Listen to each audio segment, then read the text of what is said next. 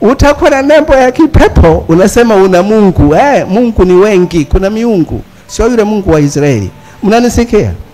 Akina mama, kwa sababu leo hawaendi wengi mbinguni kwa ajili ya zile fashion. Shetani alijia kwenye fashion, wanabaki wanaenda mbinguni. Leo ni wanaume, sio wanawake. Wanawake ni wamoja moja mno. Wakisema unaishi kizamani, ndio Biblia ni ya zamani sana. Hatuchoki kuishi na Biblia ni ya zamani. Hatujachoka kuishi na jua la zamani mno kuliko na Biblia. Unanisikia?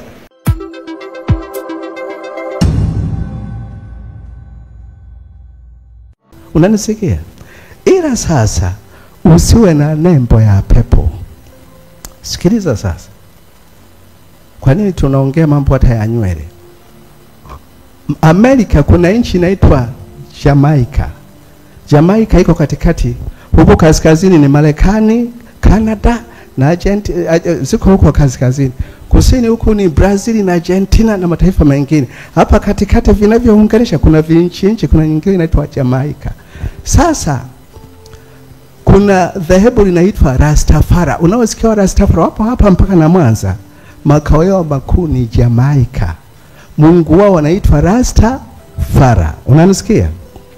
Wao wanaamini hivi, huyu Rastafari na hii Biblia ni hivi ila ina tofauti kidogo. Kwenye sala ya Baba yetu ulio mbinguni, wao ni Rastafari uliye mbinguni. Unanisikia? Kwenye sehemu iliyoandikwa Jehova, wao ni Rastafari. Bwana Mungu wa majeshi asema, Rastafari asema. Mengine Israeli yanakwenda tu, hata Matendo ya Mitume yanakwenda. Kama ni Bwana akamtokea Paulo, wao Rastafari akamtokea Paulo. Unanisikia sasa? Wao sikiliza sasa, nembo ya dhehebu. Kila dhehebu lina nembo. Unanisikia? Kila dhehebu lina nembo. Na taifa Tanzania tuna nembo ya kitaifa. Ya Tanzania ni mwanaume na mwanamke. Sawa? Mnanisikia sasa? Wao nembo yao ni Rasta, kwa mwanaume na mwanamke. Wanaamini hivi, huyu Rastafari ndio atamtuma Yesu. Yesu wanamkiri na malaika wanawakiri. Alafu sasa ndio atawaambia malaika zake wakati wa unyakuo, watakuwa wanaangalia tu mwenye rasta, ndio malaika anachukua rasta na inua na mnyofa kwenda angani. Mwenye rasta tu ananyofolewa kwenda wapi? Nimesikia sio baba pale ni mchungaji gani? Hana rasta, bahati mbaya kabisa na kwenda kuachwa. Na mwingine huyu Rastafari hapo, kuna wengine hapo. Mmenisikia? Hiyo ni imani halisi hiyo. Imani ya kipepo. Mnanisikia? Sasa kwa wazungu TV zimeanza miaka ya 50. Kwenye 50 walikuwa na TV. Unasikia? Kenya TV ni kwenye mwaka wa 80, kwenye 80 tena mwanzoni kabisa kati ya 80. Hapa Tanzania Leonard Mengi alifunga channel mwaka 92.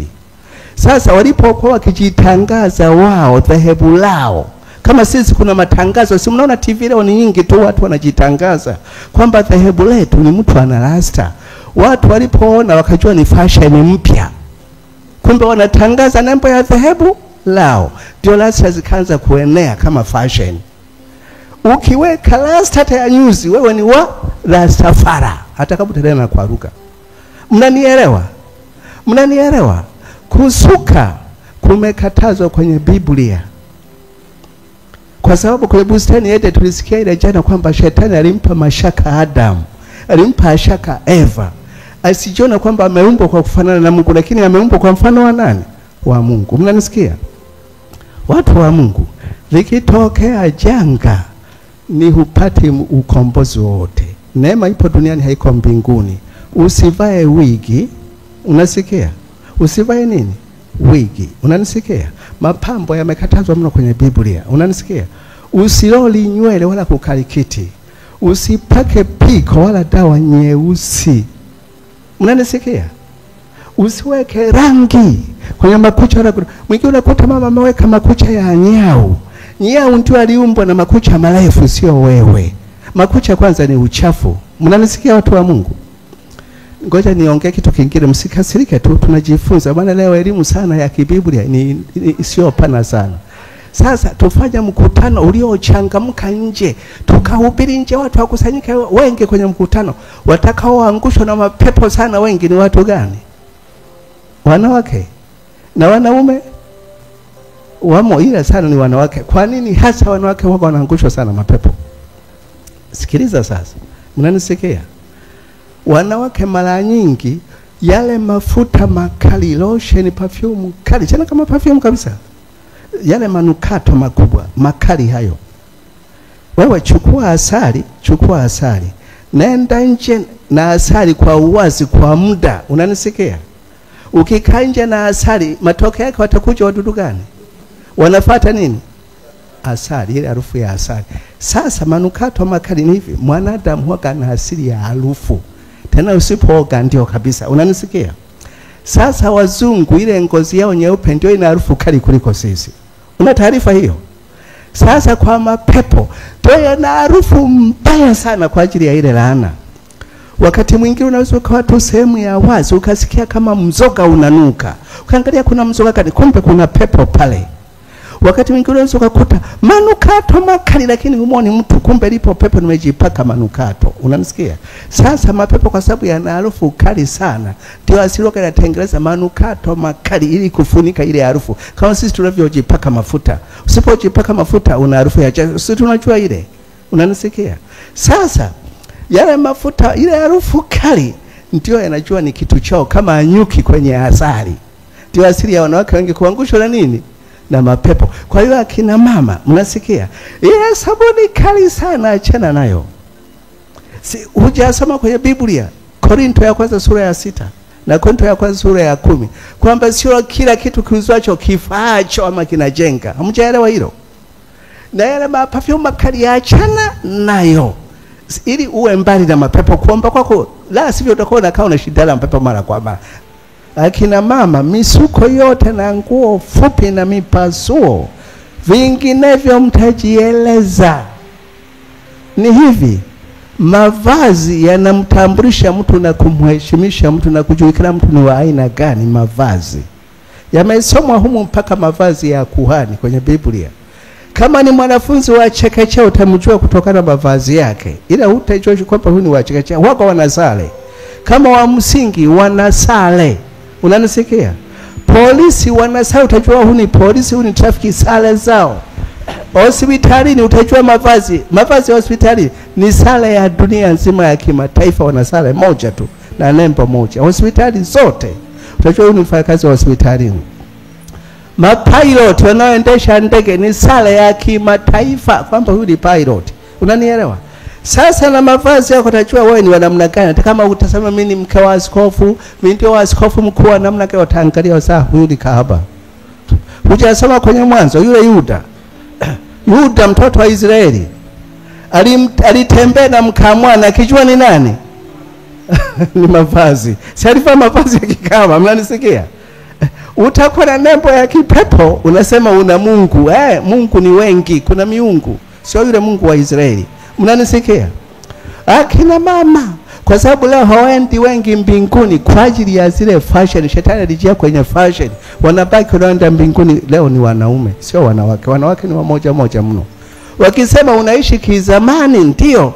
Biblia ni ya zamani sana, hatuchoki kuishi na Biblia ni ya zamani. Hatujachoka kuishi na jua la zamani mno kuliko na Biblia. Unanisikia? Mnanielewa? Lakini eti ukivaa tu unaishi kizamani. Unataka ufurahishe mtaa ama umfurahishe Yesu unako kwenda? Mgonjwa odini anayelazwa odini anapewa mavazi ya odini, ukiyakataa wewe sio wa pale. Mmenipata pale? Ukiyakataa, kama ni mwanafunzi wa sekondari ama chuo wanasalea, ukikataa unakwambia basi huko. Tunaenda pamoja. Na mambo ya kiroho ni hivyo, mtoka ya kwamba Mungu haangalii mwili. Ni Mungu mwenye mwili, aliumba mwili, roho na nafsi. Anajali mwili. Ugali unaokula ni wa mwili. Umeona ugali wa rohoni wewe? Hilo gari unaloendesha ni la mwilini. Umeliona gari la rohoni? Jamani, vipi? Ni Mungu anajali mwili. Mungu, ninaumwa tumbo niponye. Tumbo la rohoni umewahi kuliona? Kama Mungu anajali tu rohoni, umeliona tumbo la rohoni? Hii Biblia sehemu kubwa imeandikwa ni mambo ya mwilini. Hii Biblia imeandikwa kwa ina sehemu 4, imegawanyika katika sehemu 4. Sehemu ya kwanza kubwa ni ya duniani, ambavyo ndio mwanadamu aliumbwa duniani na akaanguka duniani na ukombozi ulikuja duniani. Ndio sehemu kubwa kabisa ni ya duniani. Sehemu ya pili ndogo ni ya mbinguni. Ya mbinguni sehemu ndogo tu. Kuna Yerusalemu mpya, mabarabara ya namna ya dhahabu, siri ngapi, sehemu ndogo tu. Maana ukifika utaona mwenyewe. Sehemu ya tatu inasema kuzimuni. Kuzimuni duniani tunaita rumande ama selo ama lock up. Mtu anayepelekwa kuzimuni ina maana hajahukumiwa, anayepelekwa lock up ama rumande hajahukumiwa ende gerezani. Mnanisikia? Ndio kuzimuni. Kuna mateso yake. Huko ndio kwamba funza wa huko hawafi. Maana ya funza ni hivi. Samaki wana asili ya kuishi majini. Dakika 20 ukimtoa samaki unamweka nje, bado yuko hai. Yeye uhai wake ni majini. Mchungaji Heremani ukinizamisha nusu saa, utamtoa bado ni mzee Heremani. Ni marehemu tayari, sawa? Uhai wangu ni nje. Sasa na wale minyoo hawa kuzimuni hawa wameumbwa kuishi kwenye moto mkali kabisa. Kwa hiyo akitoka tu akija nje kama hapa ni baridi anakufa. Yeye chakula chake ni mwili wa mtu. Unasikia? Mbu hawajui kwamba huyu ni waziri. Wao wanajua ni chakula chao wakamngate. Walimwogopa paka waziri. Uwapige tu na sumu ama nini mjipaka na mafuta ya kuzuia. Lakini kwa hiyo na wao ukienda kule hawajali heshima ya mtu, bali wanajua ni chakula chao. Unanisikia? Sehemu ya 4 ndio jehanamu. Sehemu ya 4 ni jehanamu, haijaanza kutumika. Wenye dhambi wote wanaokosa wanapelekwa kwa kuzimuni, yani lock up ama selo ama rumande, kusubiri hukumu. Hii jehanamu itatumika wakati dunia yote itatupwa mle na mapepo. Unanisikia? Unanisikia? Kwa hiyo sehemu kubwa imeandikwa ni mambo ya duniani. Kwa hiyo ni Mungu anajali mwili wako, ndio anakupa mahitaji ya mwili. Mwili wako ni hekalu lake, usisuke. Unasikia? Msuko wowote achana nao. Si unataka Mungu akutembelee? Usije ukahubiri wengine ukamtoa kufanya nini? Ukataliwa. Tumetosha sasa.